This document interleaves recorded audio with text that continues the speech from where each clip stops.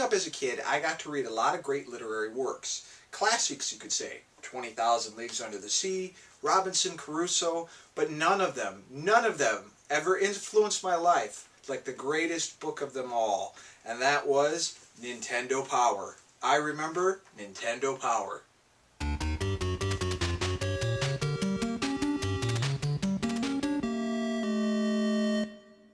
So hi guys, welcome back to another episode of I Remember, and yes, most of my I Remember episodes have been covering video game systems, and my next system was either Game Boy Advance, or I was kind of stretching it and was going to do PS2, and I thought, it would be really unfair if I didn't feature Nintendo Power in this series, because for years, Nintendo Power was a big influence on what games I picked up and what games I stayed away from, and just my overall love for video games in general. I mean, every month when I knew an issue was coming, I was looking outside the window if I was homeschooled or if it was during the summer, and just really, really hoping that an issue would come. And eventually, when I did start actual school, I would get home and there would be an awesome new copy of Nintendo Power waiting for me, ready to be dived into. So I figured I'd dive into my very early memories about Nintendo Power and kind of go through where I started and where I stopped with them, and some of their features that I really enjoyed.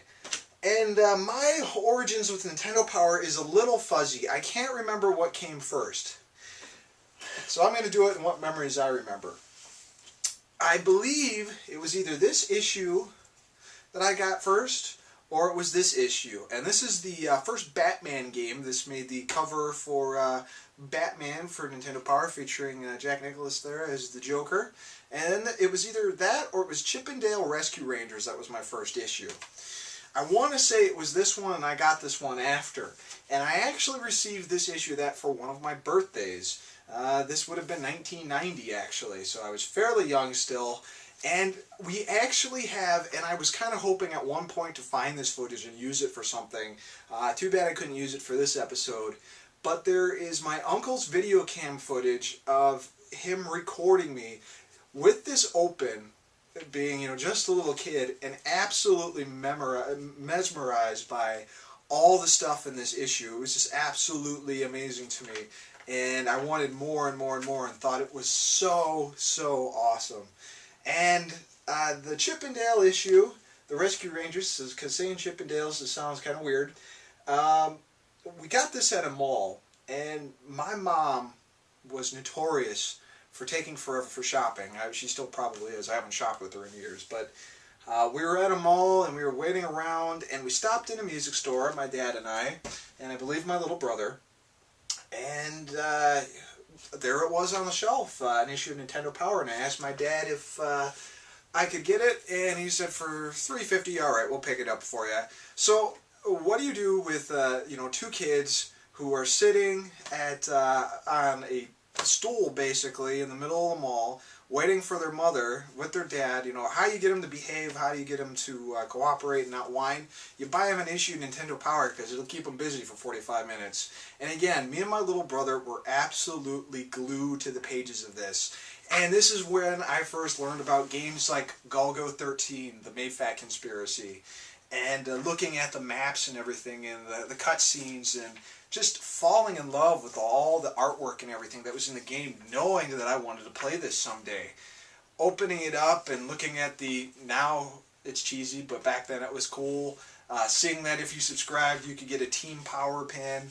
You could read about, other people's posts and their accomplishments, and I thought it was really cool. This particular issue, it features a guy who was in a tornado or a hurricane, and his NES came out unscathed, which is pretty cool.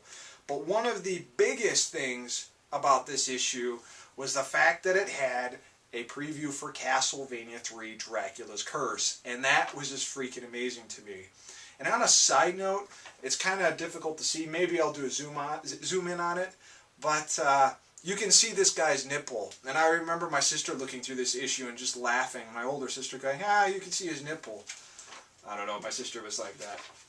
But that was very influential to me. And another game, the first time I ever saw it in a Nintendo Power, was Maniac Mansion. Fell in love with the preview, rented the game.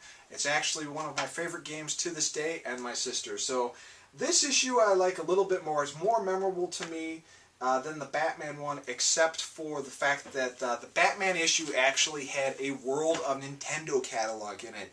If you Google World of Nintendo catalog 1990, you'll find it. Someone scanned the whole thing and put their own little comments in it to make it pretty funny, but World of Nintendo was just this retail section of a store set up with just Nintendo stuff, and it had action figures and hats and garbage cans and stuff like that. It was pretty cool. Sadly, by the time I knew about World of Nintendo, they were pretty much phasing them out and never really got to see one, unfortunately. So, my history with Nintendo Power stops for 2 years, actually, till I get my mom to do a subscription for me in 1992. And unfortunately, it was a little late. I believe it was actually for my birthday, which makes sense. And she got the subscription, and they actually mailed me all my back issues. So I did get almost all the 1992 issues. I believe I did get all of 1992. But my first return issue to Nintendo Power was WWF Super WrestleMania. And I thought it was really cool because, you know, I was a wrestling fan back then. And there was Hulk Hogan crushing a Super Nintendo controller. And I was thinking, why would he do that? That's not cool. But another interesting thing about this is it says CD-ROM Tech Update. So this was my first issue, and I was already really interested in what the CD-ROM thing was going to be. I didn't have a Super Nintendo yet at this time, I believe, so I was still a little behind the times. I wouldn't get that till later in the year or the next year. But it did have some NES stuff in there, and it still had all the great stuff that the 1990 Nintendo issues had. But what tipped it off for me and got me absolutely addicted to Nintendo Power was the comics that they introduced in 1992. Their first comics they introduced was The Legend of Zelda: A Link to the Past and Super Mario Brothers. The Super Mario Brothers comic was alright, but nothing could compare it to the Zelda comics, at least to me. They were really, really well colored. The artwork was fantastic, at least for back then it was. And it followed loosely the storyline of the game, and it was just so cool. So I would get this issue, I would read through it and be absolutely pumped for it, and then I would get the 3 back issues, and I was just glued to them as well because I was reading all the comics. And I read these over and over and over again. And they finally finished up at the end of December, basically, with the series, and they moved on to something else, which I'll get into. Another favorite issue of mine is the Street Fighter II issue, which covers, of course, it's got the comics in there, it's got a lot of awesome games, but it covered Street Fighter II, and it covered all the characters, it covered the moves and stuff that you could do, and me and my little brother just went over this like crazy, and this was a big influence on us being able to kick a lot of ass to people in arcades, even though we didn't officially have a Super Nintendo yet. There's a prize for a Super Mario Brothers pinball machine, which is pretty cool. It's a mini pinball machine. Very hard to find, not very sought after because they didn't make a lot of them. So let's jump into 1993. And during this time period, and a couple issues before that, the Nintendo Power Super Power Club was introduced. I'll talk about that in a little bit, but the thing about the 1993 issues was the fact that it introduced the Star Fox comics. And I am a huge Star Fox fan. The Star Fox comics were even better than the Zelda comics, in my opinion. And eventually they would go ahead and do a Super Metroid comic, and they would do a Shadows of the Empire comic. And around the Shadows of the Empire comic, I would really start losing interest in it. But to me, these were always so much fun, and every January when they started launching their Super Power Club is when they would start doing special issues just loaded with features as well as their regular issues. In short, Super Power Club was just kind of another way to get subscribers to check it out. It would include a membership card to the Super Power Club, and every month your magazine would come with a little tear out of these trading cards, and they were called Power Challenge trading cards. And in these, in the back and the front, it would feature a game, and you would look in the back and it would give you a description of the game and a challenge. For example, here is a challenge for Secret of Mana. Challenge: which person can you beat the spiky kitty with using the weapon of your choice? It says novice if you do it with the hero, intermediate if you do it with Deluxe Love, or pro if you do it with the sprite. So, you know, kind of challenges there. I think you could actually turn these in and submit the challenges if you proved you could do it. But these were fun to have around when you actually, had friends around or had your little brother with you. You could challenge and see who could do it first. And if you had 3 of them and they were mentioned in the next month's magazine, you had those numbers, you could get a free game pack out of it, which was cool. This was one of the first Super Power Club issues for January.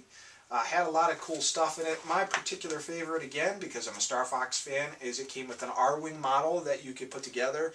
My dad helped me put together mine, and unfortunately it was kind of cheap, and the cockpit would always kind of turn over, so it looked like the R-Wing was turning into a bird.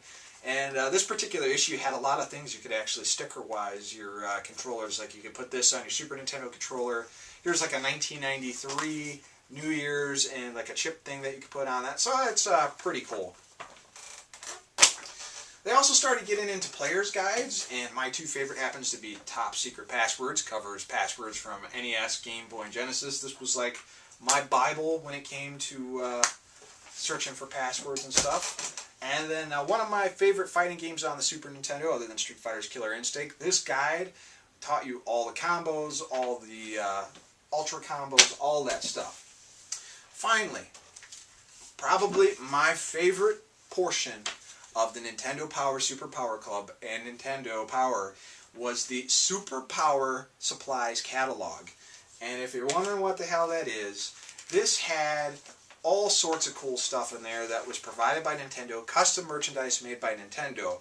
And again, this may be a little hard to see, but there is actually the Super Star Fox Weekend Competition Game Pack that was first sold in this catalog, and that's how you got these. So if you see official carts going around, they either got it at Super Star Fox Weekend or they actually bought it from the Super Power Supplies catalog. Now you got to watch out because this game has been cloned or reproduced, so you got to make sure you're getting a legit one. The legit one goes for a lot of money. I don't know if it's gone down now that the repo carts are out there, but there was so much cool stuff. Zelda, a Mario watch, Super Mario World t-shirt, trade paperbacks of the comics, things to hold your cards, NES games, Street Fighter stuff, player's guides, so much cool stuff, calendars, and you get stamps every few issues, and you can use that as dollars towards stuff. And they did this stuff for a couple years. And I remember my saving money and just getting all of this stuff as much as I possibly could. And sadly, it went away. I actually asked the original editor of Nintendo Power why they did away with it, and he said that eventually it didn't really work out. I don't know if he was the editor at the time. I think he was an assistant to the editor, because the main editor, I believe, was Gail Tyden at the time. But one of the co-editors or co-writers, whatever, I actually contacted him, and he said that it eventually just got to be costing too much, and they kind of stopped the program. But to me, it was really cool. Nintendo Power was a fun influence on my life because I can look back and go, those issues were awesome. Sadly, I had an entire collection from 1992 to 1995, and when I moved out of my parents' house, I don't know what the hell I was thinking. I wanted to get some of my older stuff out of there, and I knew I didn't want to color up stuff. I threw them all out, and they were mint. I mean, absolutely mint.